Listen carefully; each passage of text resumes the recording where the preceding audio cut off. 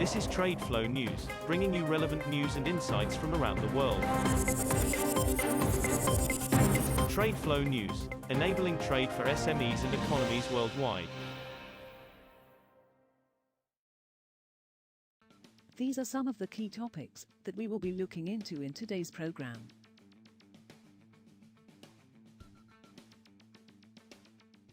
First, let's take a look at the overnight headlines which are impacting the commodity markets. India's crude oil imports in June fell to their lowest in 9 months, as refiners curtailed purchases amid higher fuel inventories due to low consumption and renewed coronavirus lockdowns in the previous 2 months. India, the world's third biggest oil importer and consumer, shipped in about 3.9 million barrels per day, BPD, of crude last month, about 7% down from May, but 22% higher from year-ago levels, tanker arrival data obtained from trade sources showed. India is the second major importer in Asia, after China, to post a slump in last month's crude imports. Nigeria is seeking $1 billion so work can continue on a gas pipeline costing up to $2.8 billion after Chinese lenders which had pledged to offer most of the funds did not disburse cash as quickly as expected, 3 sources close to the matter said.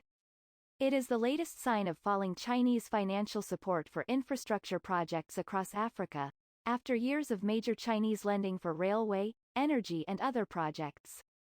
A spokesman for state oil company NNPC, which is building the 614 km, 384-mile, Ajao-Kuta-Kaduna-Kano, AKK, pipeline, said it was still negotiating with the Chinese lenders, Bank of China and Sinosure, to cover $1.8 billion of the project cost.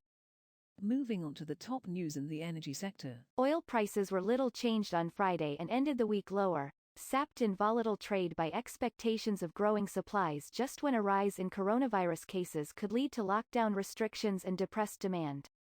Brent futures rose 12 cents, or 0.2%, to settle at $73.59 a barrel, while U.S. West Texas Intermediate, WTI, crude rose 16 cents, or 0.2%, to settle at $71.81. Earlier in the volatile session, both benchmarks were down over $1 a barrel. Despite the small gains, Brent fell almost 3% for the week, marking a decline for the third week in a row for the first time since April 2020. WTI fell almost 4% this week, which would be its biggest weekly percentage decline since March.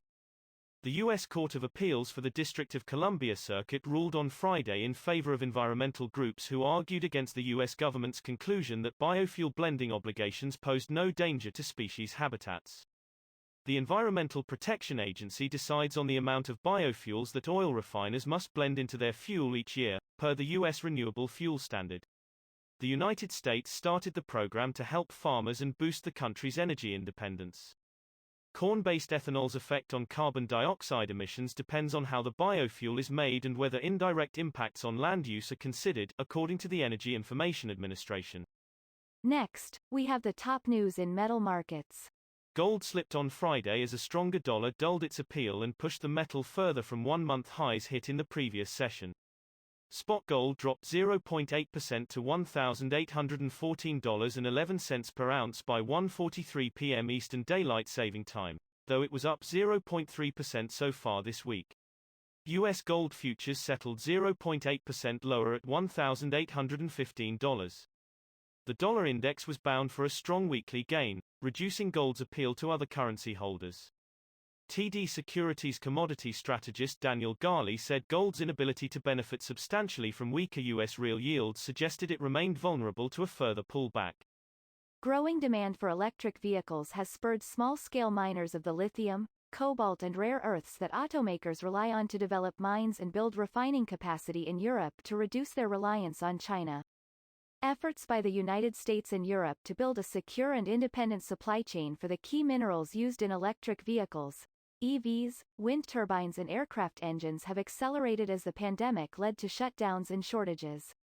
With companies under pressure to reduce their carbon footprint, processing metals into goods that are circulated within the continent and do not have to travel far is an environmental goal. We will now look at the top news in the agricultural sector. Summer sown crop planting in India has been lagging as central and northern parts of the country received scant rainfall, the government said on Friday, raising concerns about food grain production and inflation in Asia's third biggest economy. India is the world's biggest exporter of rice and top importer of edible oils. A drop in production could not only limit rice exports, but also boost imports of edible oils such as palm oil, sunflower oil and soy oil. Indian farmers had planted 61.19 million hectares with summer crops as of July 16, down 11.6% from a year earlier, the Ministry of Agriculture and Farmers' Welfare said in a statement. That is all for today's news on commodity markets. Stay tuned to TradeFlow News as we continue to provide you with more updates. We also invite you to follow us on Twitter at TradeFlow News, which allows you to watch our program on your mobile device or desktop to receive information from there.